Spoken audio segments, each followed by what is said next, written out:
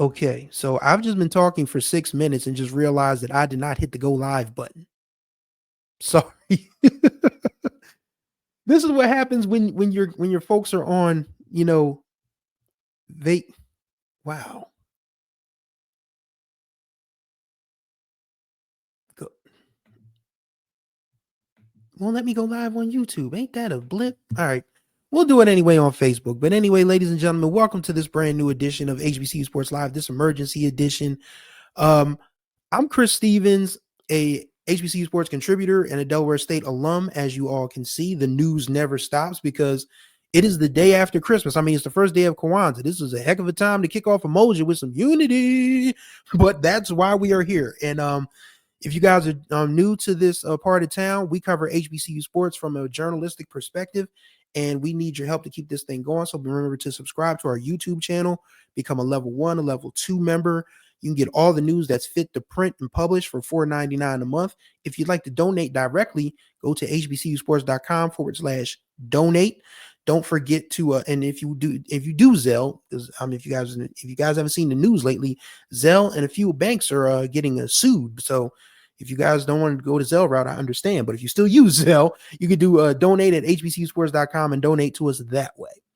Okay, so the news of the day. As you guys can see, this shirt was not an accident. I actually had this shirt on as I was running errands earlier today, just sitting around my house relaxing.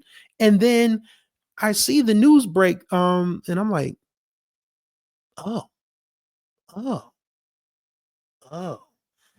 So Pete Thamel of ESPN has reported that DeSean Jackson is will be expected to be named the new head football coach at Delaware State University.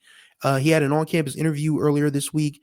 DeSean Jackson has stated in the past that his dream was to coach at an HBCU. So this is what we have here. DeSean Jackson, of course, is he's a veteran NFL receiver, played 15 years, caught over 6,600 passes for 11,000 yards, 58 touchdowns. My favorite DeSean Jackson moment as a player, I'm not an Eagles fan, which is crazy. People are like, you're from Delaware and you're not an Eagles fan? Things happen. But, my favorite DeSean Jackson moment was the punt return against the Giants at Miracle in Meadowlands 2.0 in 2010. And, of course, his 2010 teammate, Michael Vick, is the head football coach at Norfolk State now. So we have reached the point in our community, as sports community, that celebrity hires are now going to be the thing. Like, known folks are going to get these looks over traditional coordinators, traditional position coaches, young coordinators, young position coaches. And I still think that's a short side. I don't know how to explain it. I feel like younger coaches need a chance, but it doesn't get any younger than DeSean Jackson. He just turned 39 earlier this month. So it's not like he's 54, 55, 56 or whatever, but this is the format that everyone's following now. Eddie George at Tennessee State, Deion at Jackson State, and of course Mike Vick at Norfolk just Monday. So, but for Delaware State, it's probably a shakeup that's overdue, because I had a friend of mine who texted me when the DeSean news broke, because I was already writing up a story and working with my editor on getting this podcast live. I'm still mad that YouTube cut out on us. That's really going to hurt. But, you guys will be able to check out the podcast later on YouTube. I just wanted to get this out there. But my friend said our coaches are a little more traditional looking. And he's right. But I also countered that we have not, tradition. What is tradition? What does tradition matter when you have not had a winning record since 2012? So that counts for something. So you got to shake it up at some point. And I don't think it's a knock on Lee Hull. I don't think it's a knock on Rod Milstead. It might be a knock on Kenny Carter, because he was one of the most arrogant people I've ever seen covering a football game. But that's another story for another day. And I don't think it's a knock on Kermit Blunt. Kermit Blunt was the last head coach to record a winning record at Delaware State in 2012 at 6-5. So Delaware State needs to do something. And I don't think doing something is. Yikes, good question. Shouts out to Chris Green for checking in with us. This is great news for us and our community. It depends, because DeSean Jackson, he coached football briefly in high school. He coached briefly high school. Okay, my coworkers are letting me know that we're not live on YouTube, and I don't know why we're not live on YouTube, but unfortunately, this is what we're gonna have to work with. But yes, he coached high school football, I believe, last year as either position coach or an assistant of some kind. But he's not totally devoid of head coaching experience, but he's never been a college coach before. So this is something that is new for Delaware State, but at the same time, it's probably something that needed to happen because Delaware State is one of those HBCUs that people kind of sort of forget about when it comes to, people in the general sense of HBCUs, the first ones that come to mind are always Howard, North Carolina A&T, Grambling, shout out to the boss man, Ken Rashad, Kendrick Marshall's Jackson State, Clark Atlanta, Morehouse, Spelman. Those are the ones that immediately come to mind. You don't usually think of Delaware State. You don't usually think of Norfolk State. But these two have made some tremendous news hires in the last couple of days. And I don't want to sit here and say that DeSean Jackson is going to fail because that's the last thing I want. I want this dude to come in here and restore the Hornet tradition. And yes, we have a strong tradition. We have 6 MEAC championships, 1985, 3 straight from 1987 to 1989, one again in 1991. Those 5 were won by Bill Collick, who was on the board of trustees. So I imagine Coach Collick had some input in this, and he's probably going to talk to DeSean a little bit more in the coming weeks and months and on and on and on. In 2007 was the late Al Levan. He led us to the MEAC championship and our first FBS playoff appearance. We got smoked by UD in the first round by a quarterback named Joe Flacco. So yeah, that didn't go very well. But other than that, Delaware State football has not had much to talk about over the last 15 years plus, except for the missed flight to Hawaii. And that's the point. When Pete Thamel of ESPN broke this, when was the last time you saw ESPN break something that was Delaware State relevant?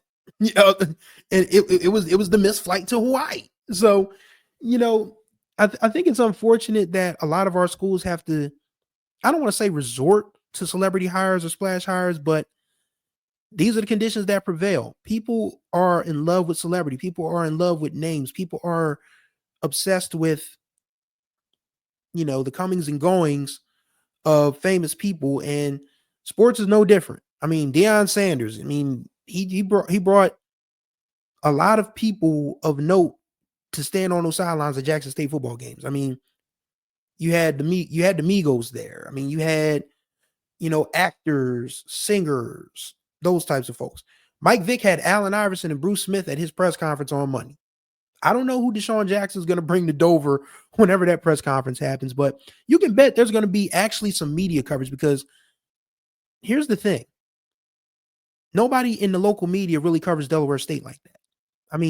We have 2 major newspapers, a few small ones around, a couple of radio stations, and some other new media outlets, but they don't fool with Delaware State much. I guarantee you, I'm going to be fighting for space at this press conference whenever it is announced. So I'm trying to get on that as we speak. Like, I literally need to link up with the boss man, Ken Rashad, and let him know that we need to really kind of let the new SID know, who's been there for about a year now, need to know that HBCU Sports needs to have a presence there, and a Delaware State alum needs to have a presence there. So we're going to work on that. I'm going to try and get down there as best I can and be there and give you guys boots on the ground coverage on what promises to be a interesting day in Delaware State athletics. So hopefully we will see what happens. A shout out to Joshua Logan Alford. With what they're building up there, hopefully he can get the support just like Vic. And yes, Delaware State is in the process of building a field house. We have a new scoreboard. I think they are trying to redo the stadium from the inside out, if I'm not mistaken. I would prefer they just actually tear the whole doggone thing down and build a new one somewhere else. That's just my preference, but that takes money. And the money that we have at this point in time is not stadium accessible. So that's what we're working with at this time. So there's a lot going on. There's some positive things going on at Delaware State, but the bottom line is on the field, is where things need to start changing. Again, this is a team that has not had a winning record since 2012. Their last MEAC win was November 5th, 2022, against South Carolina State, believe it or not. They won that game in overtime, 27-24 down in Orangeburg. But that was over 2 years ago. They didn't win a MEAC game in 2023. They didn't win a MEAC game in 2024. And I don't know what 2025 is going to look like, to be honest with you. But this is why I guess this is why the hire of DeSean Jackson had to happen, because we're trying to figure this all out. This whole live situation. I think the links just kind of got mixed up somewhere. That's why we're not live on YouTube, and I apologize for that error. But hopefully this starts a new era of Delaware State football, because athletically things are starting to turn around with the basketball. Basketball program's in good shape. They just the men's basketball team, shouts out to Stan Waterman, the head coach, who I've known literally my entire life. They just went 2-0 at the Chris Paul HBCU Classic. They beat defending SWAC champ and NCAA tournament winner. Let's not forget that Grambling won an NCAA tournament game last year. So that's a huge win for Delaware State athletics. They also beat, was it Alabama State? Yeah, it was Alabama State. So basketball is fine. We have a solid base for the women's basketball program. We are competing in other sports. We just announced women's wrestling, the first HBCU with women's wrestling. So there are some positive things going on at Delaware State, but we certainly need the football team to get itself in gear, because it's been a long time since they've been anything close to relevant. And I won't say they haven't been competitive, because they were competitive the last 2 years under Milstead. They were 5-6 both of those years. 2022, they were probably this close to actually winning the MEAC. So, 2021, pardon me. So there's been times when Delaware State football has been competitive, but it hasn't been relevant. And that kind of stinks for anybody who loves the program, because Delaware State has always been kind of like the forgotten team in the MEAC in some respects, regardless of what we do. I can tell you guys now that coming up this March is the 20th anniversary of the first and only Delaware State men's basketball team to win the MEAC tournament and play in the NCAA tournament. How do I know? Because I was the student reporter. I covered the MEAC tournament in Richmond, Virginia. I covered the first round game against Duke at the Charlotte Coliseum in Charlotte, North Carolina. And we haven't talked, nobody at the school has talked about it. Nobody at the school is planning to honor those guys. And maybe they're waiting for the 25th anniversary. Maybe you celebrate 25 more than you would 20, but still that's a milestone.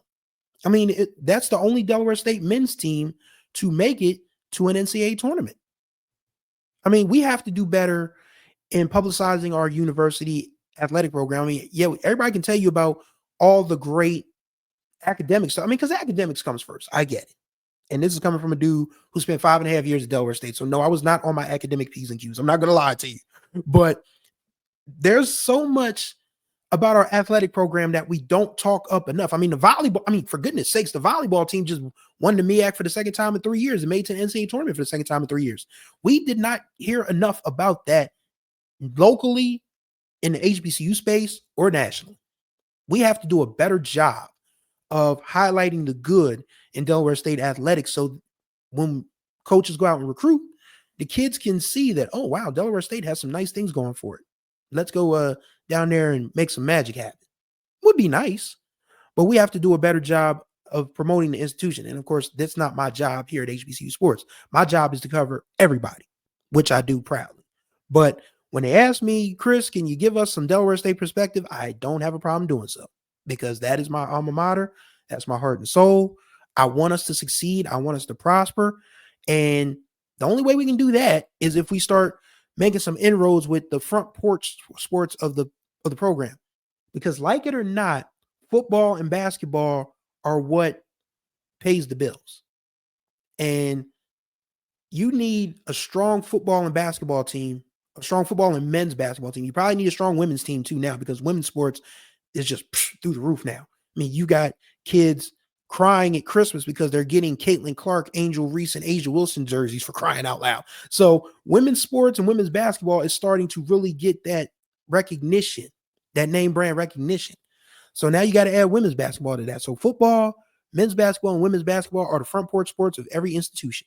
This is not unique to HBCUs. This goes for PWIs. This goes for Division I, Division II, Division III, NAIA, you name it. Your football and basketball programs have to be good because those are the sports that get the most publicity. And Delaware State football has not been that relevant in football in over a decade. And that's something that you cannot have happening in an ever-changing landscape, especially when you have a conference that only has 6 teams. So you've got, A&T. I mean, not A&T. You got Central.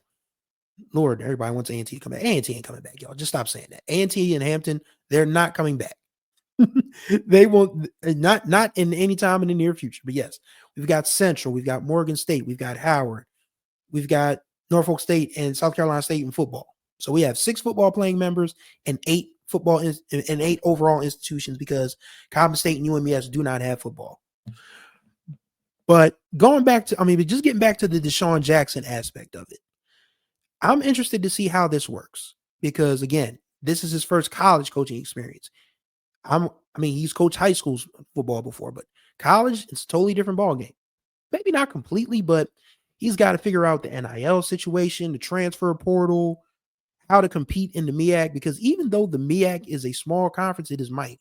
When you look at how good South Carolina State was up until the Celebration Bowl, when you look at how good North Carolina Central's been the last 4 or 5 years, when you look at how good Howard was last year, how Morgan State has gotten better, there's a lot in this conference, to compete against. And Norfolk State now, because now they have Mike Vick. If you don't think Mike Vick's going to get kids, you're crazy. He's absolutely going to bring in some young studs.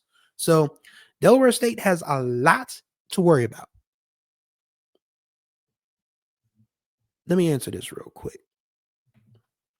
Jamel Ushery says, is the university going to put money into the program to coincide with the hire? I believe that's the plan. I believe that is the plan because there was DSU has a sports, task force now that features Donald Driver, who of course played at Alcorn State, and Darnarian McCants, another Delaware State alum who played in the NFL. And the new AD, Tony Tucker, he's on that committee. The leader of the committee is an alum named Stephen Ewing. He had a long-running, successful chain of Ford dealerships. So he's got a bag, and he was willing to put that bag towards Delaware State University Athletics. So I don't think they would have hired DeSean Jackson if the money wasn't coming or isn't already there. So I think the money is there. It's on the way at least. So I can't say that they won't compete in the future, but right now I think it's just important for this team to get on some sort of winning ground. Like, no one's saying that DeSean Jackson has to come in and go. He's not going to pull a Chennis Berry. Let's make that abundantly clear. Because what Chennis Berry accomplished with South Carolina State, that's a once in a lifetime thing. He's already a guy who came from a winning background, and he brought some of his winning guys from Benedict with him. DeSean Jackson is coming into this much like Michael Vick, new. Just wet behind the ears from a college perspective. And for Vic, I don't know if it's new from an HBCU perspective because he mentioned that when he was a young football player, they used to take his coaches and his administrators used to take them to Norfolk State games. So he's familiar with Norfolk State. DeSean Jackson said his dream was to coach at HBCU, but Delaware State is not your ordinary HBCU. We have an unorthodox sort of thing, and that's the beauty of Delaware State. Yes, we're still an HBCU traditionally. We have the Yard, we have the Divine Nine, we have a great band. Shouts out to the Approaching Storm. We have 80% black kids. We are an HBCU in the truest sense, but there's still a different sort of, the kids use this word all the time, and I don't think they know what it means, but for Delaware State, this works. There's a different aura around Delaware State. So it's going to be interesting because DeSean Jackson is not going to walk in to a Jackson State situation. He's not going to walk into a Tennessee State situation. He's not going to walk into a Florida A&M situation. Delaware State is its own unique institution with its own unique quirks and features, to quote one of my favorite car review guys. So he's got some work to do. And if the university works in concert with him to put that work behind him, then maybe we'll see some results. If not, it's just going to be another list of failures. And I don't want to speak that into existence because honestly, I'm tired of losing as an alum. You know, they joke. I mean, if you guys watch HBCU Sports Live all the time, my coworkers clown me all the time about the state of Delaware State athletics.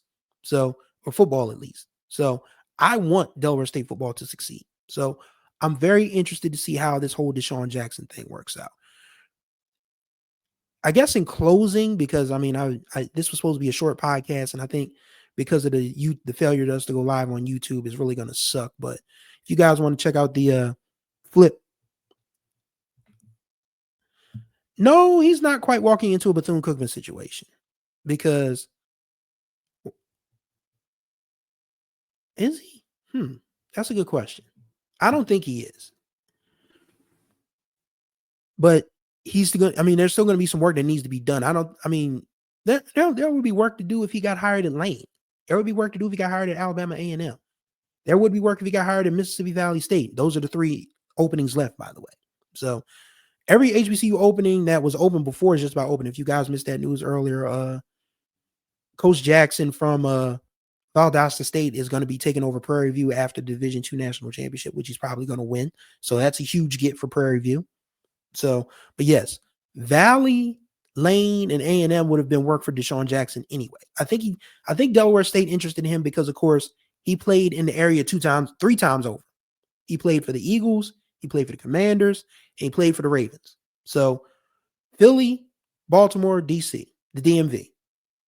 He can sweep those 3. He can hit those 3 areas, but I still say it's important that the local kids get some love, because Delaware has some talented athletes. We have kids that are playing at a high level at D3, D2, D1, and they all went away, or they all went to UD, because apparently the last Delaware State, coaching staff didn't really pay attention to Delaware.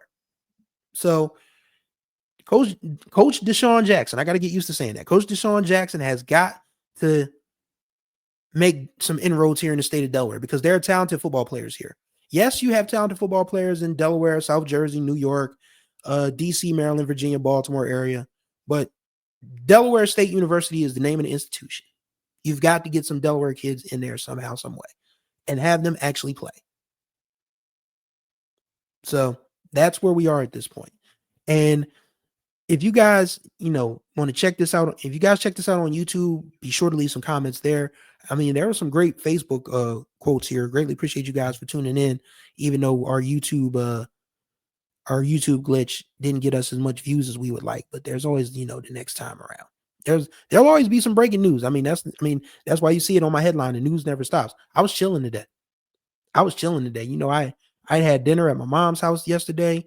I was digging into them leftovers. Shout out to my brother for his turkey wings, and his sweet potatoes. Man, my brother can cook, so I'm always gonna dig into some leftovers. I was digging into some leftovers after running some errands. I was chilling. Then I started checking the news feed, and I was like, oh, okay, so time to go to work. So yes, we will always be here to break the news for you guys. We're always here to have give our perspectives on it. So once again, be sure to subscribe to the YouTube channel, become a level 1, a level 2 member, and get all the news that's fit to print and publish and talk about for $4.99 a month. You also can follow us on all manners of social media. We are on X, Facebook, Threads, Instagram, TikTok, Blue Sky, you name it, we're probably there, except for OnlyFans. Kidding. But ladies and gentlemen, thank you all for watching this live edition of HBCU Sports Live with Chris Stevens, talking Delaware State's football and DeSean Jackson. Greatly appreciate your time as always. We will probably be back on Monday. I think we'll be back Monday with our usual Monday show. I don't know if we're going to do a New Year's Day edition of the Roundtable, but we will gladly let you guys know. But we'll be talking about, basketball seasons in full swing. We'll still be talking football. So there's so much to discuss, and we will have it all for you. So thank you guys for watching. Hopefully you all are having a great Christmas holiday. And until the next time we speak, you guys take care of yourselves. Y'all be good, and we'll see you next time. We out.